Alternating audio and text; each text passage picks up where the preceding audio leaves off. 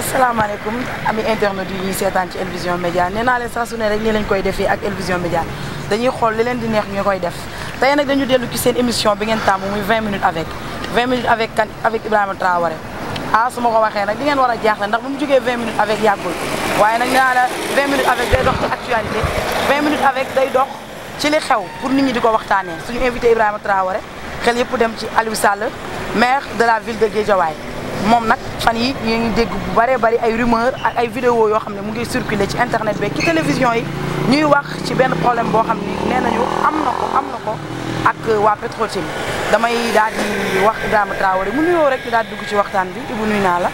fay naa la Awa. vraiment di la ziar bu baax. di la bége. di bége wax ñi nga àndal. vraiment. di leen remercier tamit si li ngeen mën nangul ñëw fekk si ñu fii nga xam ne fekk si la si ville bi. si ville bi. ville de Guédiawaye nga xam ne fii tamit nga xam ne dafa bokk si Guédiawaye lu ñuy tiitaroo. nga xam ne kilifa gi nga xam ne moom moo nekk si maire bi moo ko fi def comme que dañ toll si jamonoy fàng. moo tax daal ma ñaanoon leen ñu defee ko fii.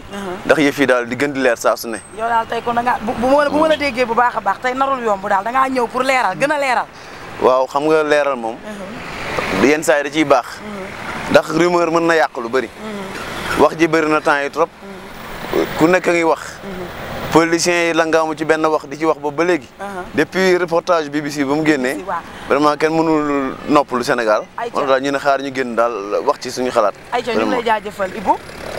di la wax ni nag ba tey Ibou dellu ñuy def présentation bu gudd ci yow. parce que ba nga jógee 20 minutes avec yàggul. muy chef du département des affaires juridiques bu ACDC.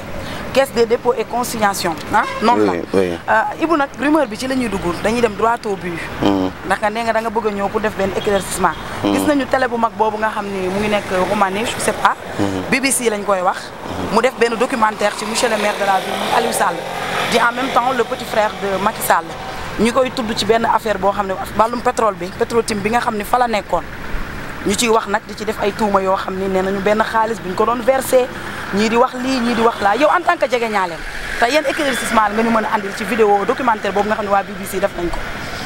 waaw xam nga balaa boobu sax bëggoon na indi benn précision bu ndaw rek.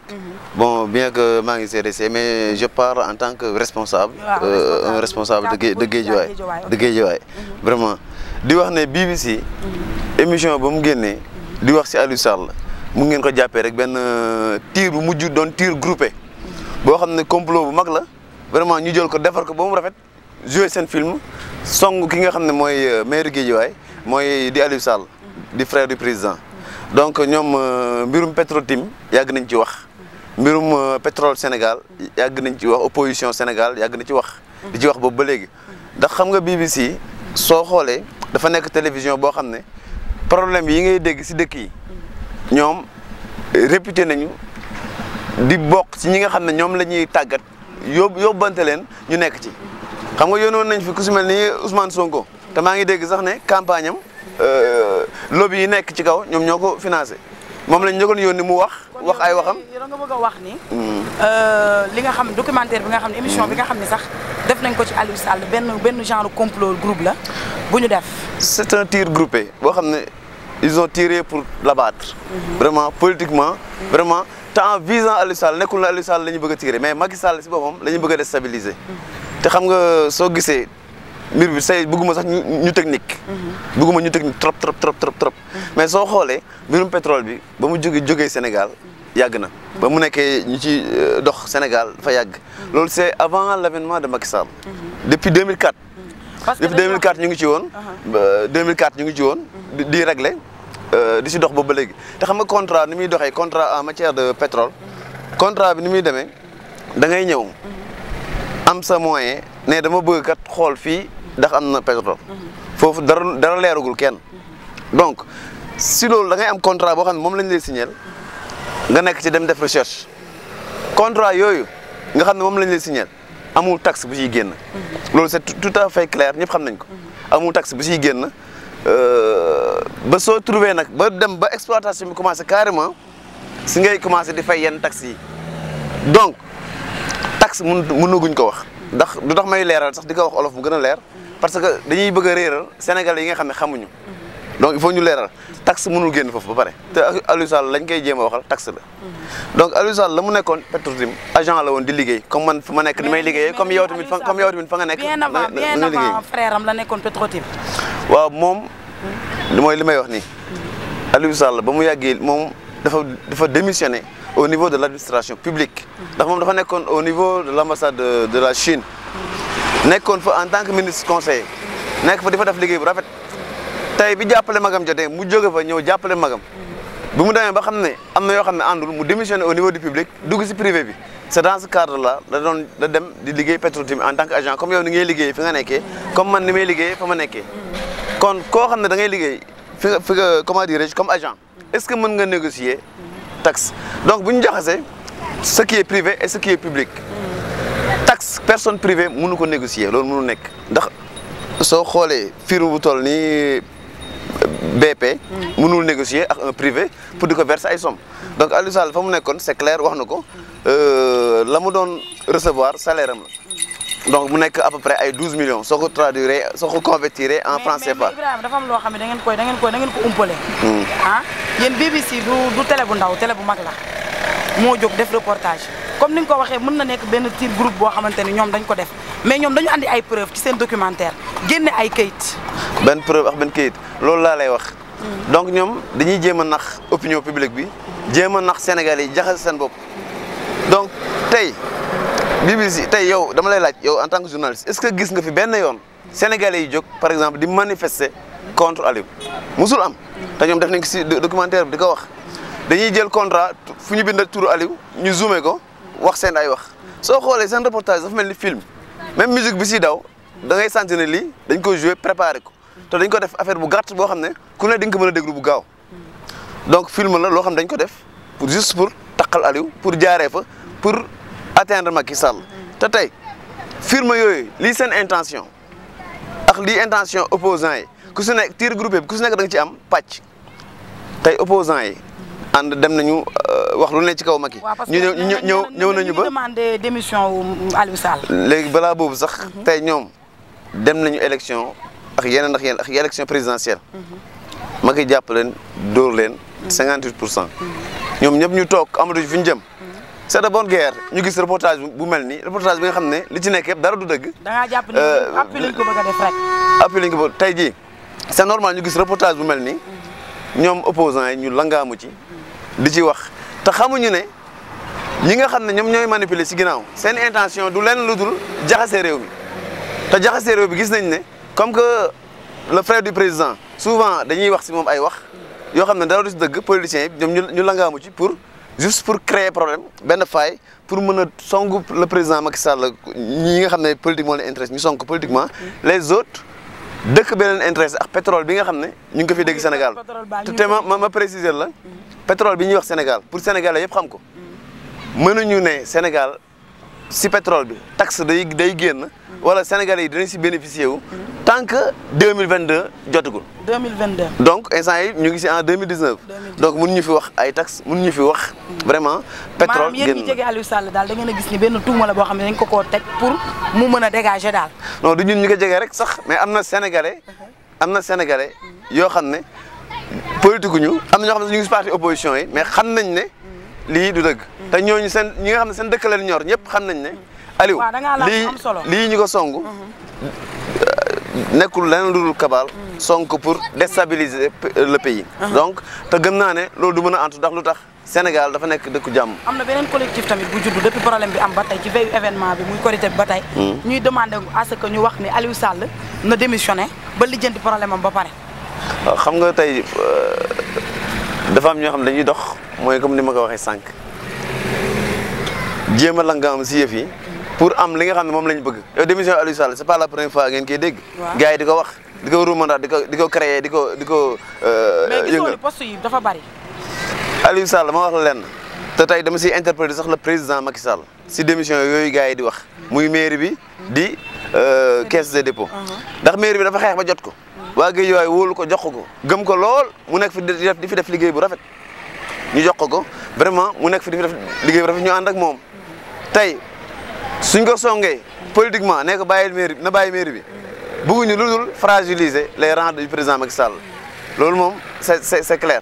démission CDC bi tamit xalaatuñ ko ndax moom Aliou ba mu ñëwee ba léegi CDC ma ngi fay def liggéey yoo xam ne dafa mucc ayib. te Aliou lu ñu xamul si moom fa mu dem fu ne pour wax la ne moom dafa tàmm di respecter les règles de la bonne gouvernance fu mu dem créé na fa entité buy contrôler au niveau de la mairie de Guédiawaye parce que je parle en connaissance de cause. au niveau de la ville de Guédiawaye ba mu ñëwee dafa créer inspection générale des services. donc koo xam ne ñoo xam ne dañu fay nekk waaw nekkoon naa ko ay jamono. waaw nekkoon naa ko fa donc tey jii fu mu nekk dafay créer ñuy contrôler donc kuy def contrôle saa su ne xam nga ne kooku du moom mooy dugg si ay mbuxum. beneen bi ba mu demee au niveau de la caisse de dépôt am na fa instance de contrôle yu bëri sax mu jël beneen instance de contrôle sax dolli ko ci dugal ko ci biir administration bi kon comme li nga xam ne règlement UEMOA bi da ko wax sax moom saa su ne da koy respecté donc day teg échelon de contrôle yi nga xam ne lépp day dem ba fin bi manifestation bonne gouvernance day ñëw donc nit ku mel noonu nan la mën a duggee si yenn mbir yi loolu mënul nekk. naka la mën a duggee ci ay mbir yu si beneen mbir yi. si beneen mbir bi dama lay jox benn situation boo xam dama ko dund ak moom personnellement. waxuma la sax affaire de mal gouvernance ou autre. mais li ma bëgg a wax mooy Aliou mos nañ toog bi ñu gagné mairie Guédiawaye ma koy wax un cas li ma xam daal ma tontu mun ma Traoré mun ma leen laa lay wax mun ma politique bi peut-être foofu c'est public te pour tout le monde loolu peut-être samay mbir mun naa ko gérer ne ma neexee mais fii amatul sama. sunu rek laa bëgg di dégg sunu laa bëgg di dégg soo xoolee Guédiawaye ak ni mu fi toogee ak réalisation yi mu fi def da ngay xam ne kii liggéeyee ko tax a jóg. Aïcha mu nekk noonu si yéen a ngi seen émission 20 minutes avec ñu dalal ci Ibrahima Traoré mu nekk chef du département des affaires juridiques bu CDC ñu sekkoon moom waxtaan nag ci affaire Petro-Tim bi nga xam ne fan yi moo nekk actualité mais Ibrahima ginnaaw bi ñu boucler foofu ci affaire Petro-Tim bi dañuy daal di ñëwaat tuuti ci Ibrahima nag balaa ñu teg suñu émission ndax 20 minutes avec la ñu wax te jàlloon nga dañuy dellu ci nag situation politique fii ci Guédiawaye Ibrahima man dégg naa ñu ni Aliou Sall sa mag sa xarit sa turandoo doom dalay bëgg a jox maire bi daal maire ville bi bii nii. day bëgg a jox. maire bi pour moom après dalay jox yow maire bi. loolu xanaa da nga ma bëgg a yëngal rek. man dama ko dégg tamit man nee naa la 20 minutes avec lu ne damay enquête toog nee naa la léegi bi may ñëw bi avant ñu installé naa la am na lu ma dégg de wax naa la ko wala waxuma la ko ci kanamu Karim ak Ousmane. man am naa lu ma dégg waaw passé déggoon nga miiru golf bii nga dégg miiru Guédiawaye. bii nag man bii laa dégg ñu ne Aliou nee na da koy dina def tout daal ba jox ko Ibrahima. non loolu moom du lu am. du lu am xalaatuñ ko sax. yow kon li ma la waxoon laa lay waxaare maire yi fan nga ci teg sa bët yow. man teguma fenn sama bët. teguma fenn sama bët. nekk jeune cadre du politique nekk responsable. nekk ci dëkk nit ñi xam la. non man mu ngi nii fii tey yëgle woo sa émission te ñëpp a ngi taxaw di la xool parce que c'est Ibrahima Traoré. mais yaa ngi dégg sa kon am nga foo teg sa bët waxal fi nga teg sa bët rek boo bëggee affaire yi. awa Alain laaj ma dénk si liggéey. doy na sax fu mu toll sama bopp bi.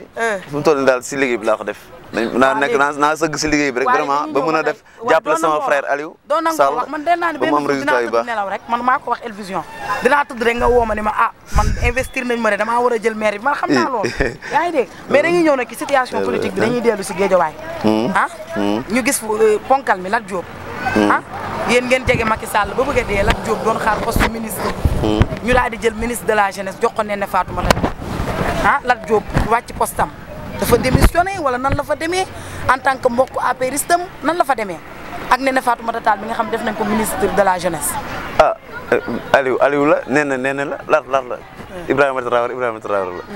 te defe naa nomination yooyu moom si décret la te décret moom président rek am pouvoir bi. donc le président de la république mooy jël ay décret di ko jox ki nga xam ne yaakaar na ne su ko joxee dina liggéey réew mi.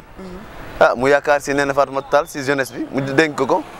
tey mu yaakaar kii nu mu tudd comment dirais-je ne Lat Diop ki nga xam ne moo ko remplacé mu yaakaar ne su ko fa tegee dina def liggéey bi nga xam ne Lat Diop mu ngi ko doon def. Lat Diop fan la nekk moom wax dëgg yàlla xaw ma fu mu nekk mais normalement waaw mu ngi si dëkk bi. comme tout le monde mais xam nga en général dañuy wax fii Guédiawaye Lat Diop Aliou Sall jubóo ñu léegi mais gannaaw ba émission bi génnee et tout Lat Diop ban jéego la def na ay démarches contacter Aliou Sall wala parce que yow moom lu Aliou Sall di nekkee war nga ko mën a xam. non man émission bay passé soo xoolee dem oote naa Lat Diop pour mu ñëw jubóog frère am Aliou Sall. waaw ndax xam naa ne Aliou est dans de très bonnes dispositions pour ànd ak moom liggéey loolu moom defe naa ñoom dinañ ko dox te gëm naa ne loolu dina sotti ndax souvent xam nga agitation yi ngay gis yi nga daan gis Lat Diop di ko def c'était purement politique mais politique moo laaj loolu yenn saay mais ñoom ñaar fu ñuy waxtaanee dañuy jubóo loolu c'est clair mais le président là de la République décret yi nga xam ne moom moo koy joxe di ko nangu c'est le président de la République te décret nag sénégalais bu ne war nga mën a yaakaar peut-être bés dina ñëw nga am décret ndax yow mi suñu la joxoon décret nga dem liggéey man mi suñu ma ko joxoon ma dem liggéey ak keneen ak keneen donc si cadre boobu le président Macky Sall di joxe ay décret vraiment pour jox ko ñi nga xam ne yaakaar na ne su leen ko joxee liggéey bi dina sotti vraiment te nekkul ne ku mu changé tamit da nga mënul lam la dénk wala yooyu donc nous sommes tous des Sénégalais nous pouvons bénéficier de décrets vraiment pour jàppale Sénégal. bu njëkk bi ak bu tay bi defe naa ni benn la. da ngay appeler à chaque jour que rek que ni Aliou Sall ak Lat Diop ñoo bokk Guédiawaye war nañoo mën a juboo di doxal lépp rek ci Macky Sall la jëm. waaw xam nga li ñuy wax naar. mais yaa fi woote juboo li ñuy wax naar bu ndaw bi. lu muy wax.